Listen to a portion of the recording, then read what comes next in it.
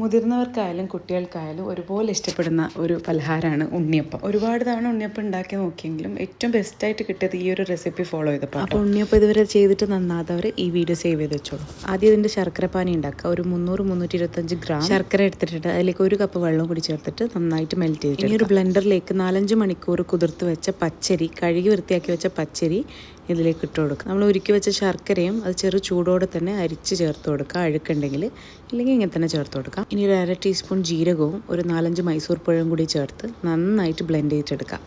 ഇതുപോലെ നല്ല സ്മൂത്ത് ബാറ്ററാക്കി അരച്ചെടുക്കണം. ഇതിലേക്ക് ഇനി ഏലക്കപ്പൊടിയും ഉപ്പും കൂടി ചേർത്ത് ഒരു 1/2 കപ്പ് മൈദയും കൂടി ചേർത്ത് ഒട്ടും ലംസ് ഇല്ലാതെ നന്നായിട്ട് മിക്സ് ചെയ്തിട്ടെടുക്കണം. ഇനി ഇത് കവർ ചെയ്ത് ഒരു 4-5 മണിക്കൂർ ഈ ബാറ്റർ ഒന്ന് റെസ്റ്റ് ചെയ്യാൻ വേണ്ടി വെക്കാം.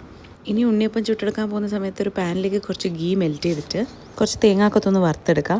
ഇനി ഇതിൻ്റെ ഫ്ലെയിം ഓഫ് ചെയ്തിട്ട് അതിലേക്ക് കറുത്ത എള്ളും കൂടി ചേർത്ത് മിക്സ് ചെയ്ത് ബാറ്ററിലേക്ക് ഒഴിച്ചു കൊടുത്ത് മിക്സ് ചെയ്ത് ഈ സമയത്ത് വേണമെങ്കിൽ ഒരു നുള്ള് ബേക്കിംഗ് സോഡ കുറച്ച് ചേർത്ത് കൊടുക്കാം കേട്ടോ. അപ്പോൾ കാരണം ഇവിടെ ഞാൻ ചേർത്ത് കൊടുക്കുന്നില്ല, എല്ലാത്തിനും എനിക്ക് നല്ല സോഫ്റ്റ് ഉണ്ണിയപ്പം കിട്ടിയിട്ടുണ്ട്. കാരച്ചട്ടിക്ക് നല്ലപോലെ ചൂടാക്കി എടുത്ത് അതിലേക്ക് ഓയിൽ ഒഴിച്ചു കൊടുത്തിട്ട് മീഡിയം ഫ്ലെയിമിലിട്ടിട്ട് ഓരോ കുഴിയിലേക്കും ബാറ്റർ ഒഴിച്ചു കൊടുക്കാം. ഓരോ കുഴിയിലേക്കും ബാറ്റർ ഒഴിച്ചു കൊടുക്കുമ്പോൾ ശ്രദ്ധിക്കേണ്ടത് പകുതി മാത്രം ഒഴിച്ചു കൊടുക്കുക, എന്നാൽ മാത്രം ആ ഷേപ്പിലും പൊട്ടിപ്പോകാതൊക്കെ നമുക്ക് ഉണ്ണിയപ്പം കിട്ടും. മീഡിയം ഫ്ലെയിമിലിട്ട് ഒരു 3 തവണ മറിച്ചിടുമ്പോഴേക്കും നമ്മൾ ഉണ്ണിയപ്പം റെഡി ആയിട്ട് കിട്ടും.